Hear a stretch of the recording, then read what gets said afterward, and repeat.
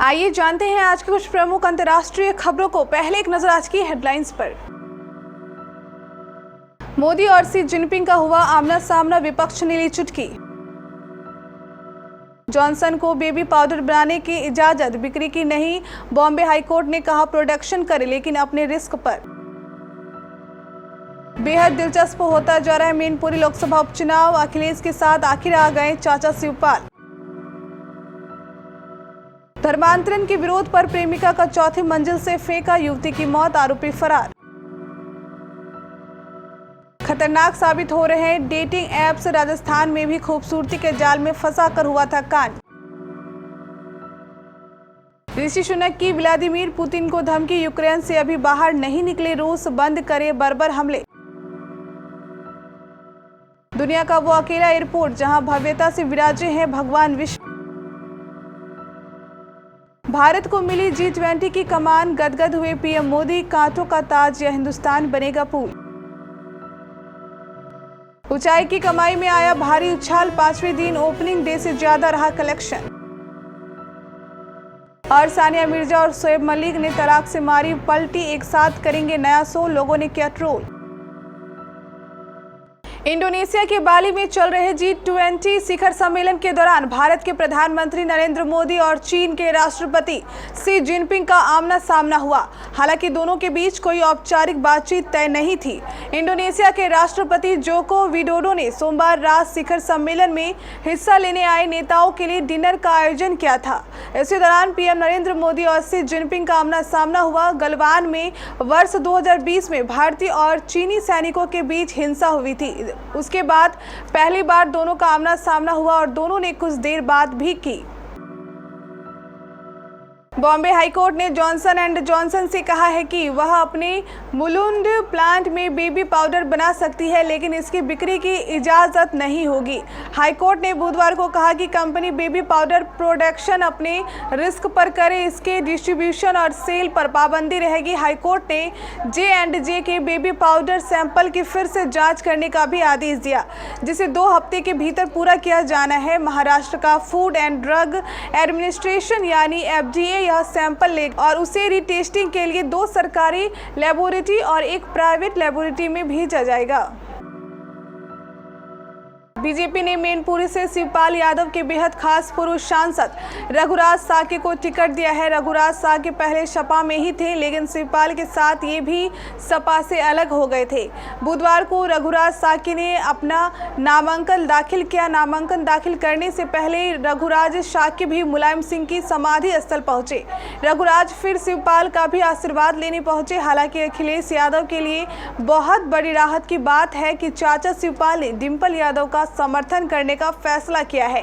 शिवपाल ने आज सैफई में अपने कार्यकर्ताओं को डिंपल के लिए प्रचार करने को कहा है, यानी अब मैनपुरी के उपचार में यादव परिवार एकजुट होकर चुनाव लड़ेगा।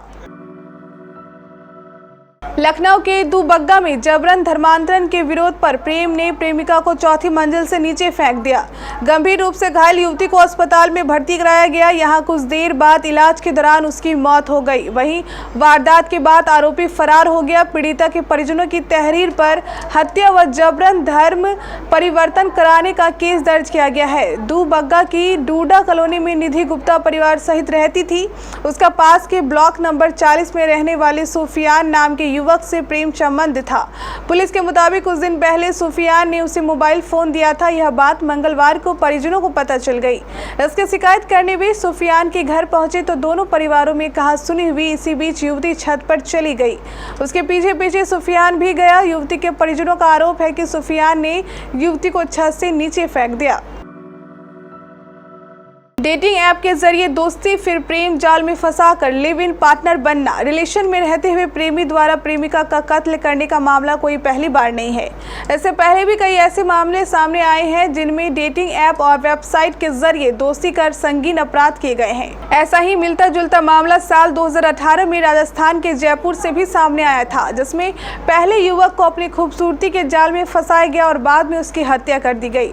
इस वारदात को अंजाम दिया था प्रिया सेठ नाम की की युवती ने। प्रिया अपनी खूबसूरती के जाल में अमीर लोगों को फंसाकर ब्लैकमेलिंग का काम करती थी। पुलिस के मुताबिक प्रिया सेठ पर 100 से अधिक लोगों को अपने रूप जाल में फंसाकर लूटने का आरोप था। प्रिया सेठ पर ब्लैकमेलिंग, लूट, वेश्यावृत्ति और हत्या के ढेरों केस दर्ज थे। ब्रिटेन के प्रधानमंत्री ऋषि सुनक ने यूक्रेन संकट को लेकर रूस के राष्ट्रपति व्लादिमीर पुतिन की कड़ी आलोचना की है। सुनक ने कहा कि रूस के राष्ट्रपति व्लादिमीर पुतिन को G20 शिखर सम्मेलन में विश्व के नेताओं का सामना करने के लिए तैयार रहना चाहिए था। साथ ही सुनक ने रूस से यूक्रेन से बाहर निकलने के लिए कहा। वैश्विक नेताओं का सामना नहीं करने पर ऋषि सुनक ने व्लादिमीर पुतिन पर निशाना साधा और मॉस्को से कहा कि यह यूक्रेन के बर्बर आक्रमण को समाप्त करने का समय है।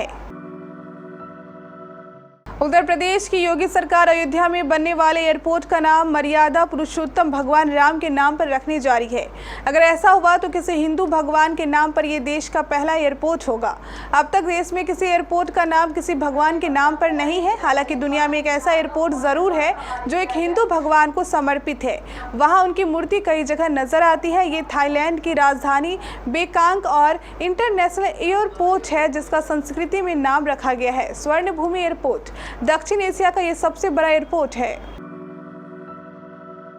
इंडोनेशिया के बाली द्वीप पर आयोजित G20 देशों की शिखर बैठक में दुनिया को महाशक्ति बनने की ओर बढ़ते भारत की एक शानदार झलक देखने को मिली। G20 देशों ने पीएम मोदी के रूस यूक्रेन युद्ध पर दिए बयान को अपना समर्थन दिया।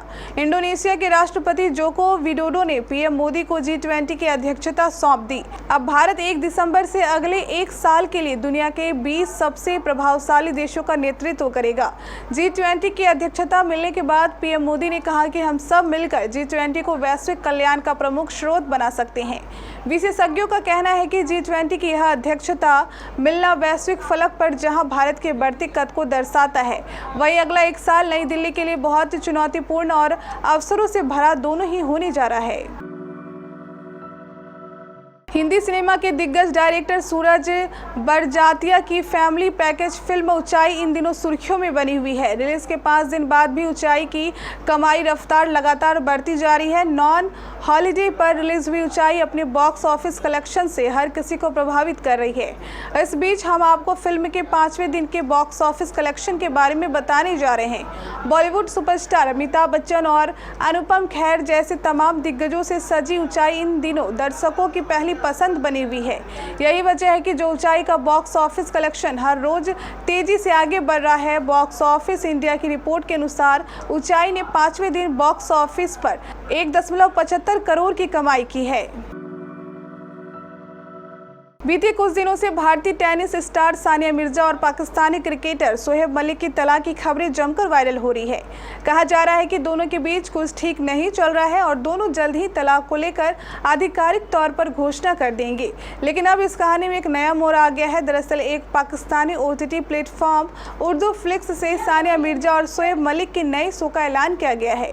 इस शो के पोस्टर को देख लोग भड़क गए। OTT प्लेटफॉर्म उर्दू फ्लिक्स ने अपने आधिकारिक इंस्टाग्राम अकाउंट से एक पोस्ट शेयर किया जिसमें शोएब मलिक और सानिया मिर्जा के नए show the Mirza Malik show का नाम लिखा हुआ था। एक तरफ दोनों की तलाक की खबरें और दूसरी तरफ साथ में शो करना। इस बात को देख इंटरनेट पर मौजूद लोगों ने दोनों को जमकर लताड़ लगाई है।